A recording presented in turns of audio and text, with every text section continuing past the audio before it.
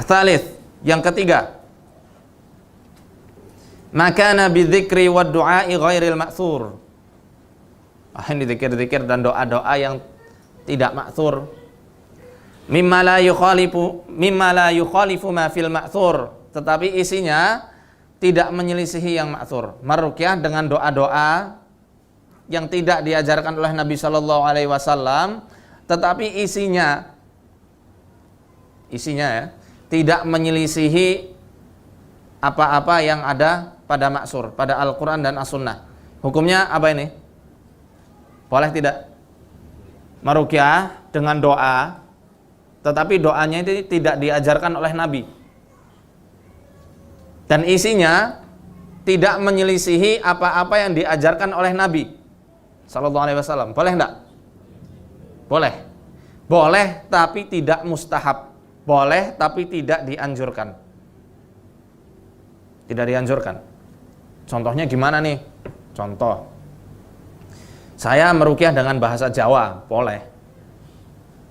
Saya meruqyah dengan bahasa Indonesia atau bahasa Melayu, boleh. Contoh, ya Allah, sembuhkanlah saudaraku Fulan bin Fulan dari penyakit gatalnya. Tiupkan. Boleh. Lafaz itu tidak ada di dalam hadis maupun Al-Quran, tetapi isinya tidak menyelisihi apa-apa yang ada dalam Al-Quran dan Sunnah. Boleh hukumnya. Contoh ya, contoh kecil. Ya Allah, sembuhkanlah saudariku dari penyakitnya, penyakit tumornya misal. Tiupkan. Dengan lafaz semacam ini sudah termasuk ruqyah. Lafaz doa semacam ini sudah termasuk ruqyah.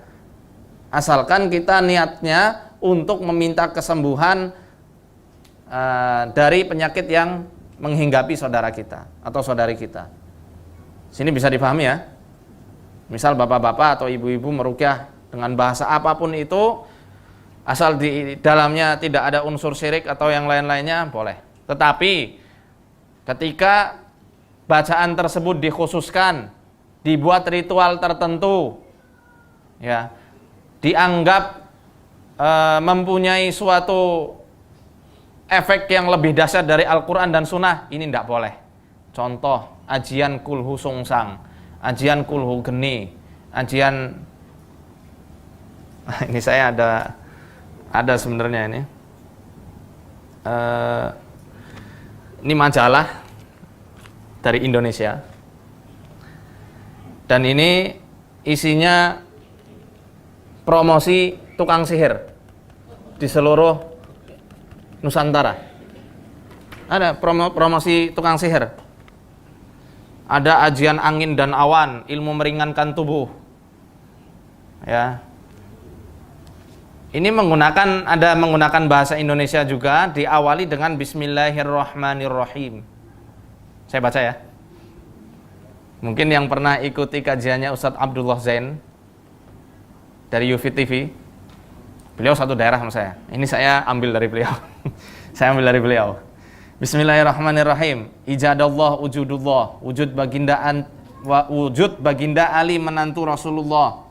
Kuhidupkan auratku 133 dalam badanku. 133 ini suatu simbol tertentu, isyarat tertentu. Kalau di Indonesia ada sinetron namanya Wiro Sableng. Itu ada 212 kapak geni itu yang memunculkan senjata dari dadanya. Ini 133. Kemudian di tengah-tengahnya dia mengatakan gundul Allah, gundul Muhammad. Nauzubillah min dzalik. Ini saya garis bawahi, sudah digaris bawahi oleh beliau. Gundul Allah, gundul Muhammad. Ini sudah jelas kafir. Kafir ini sudah jelas. Murtad.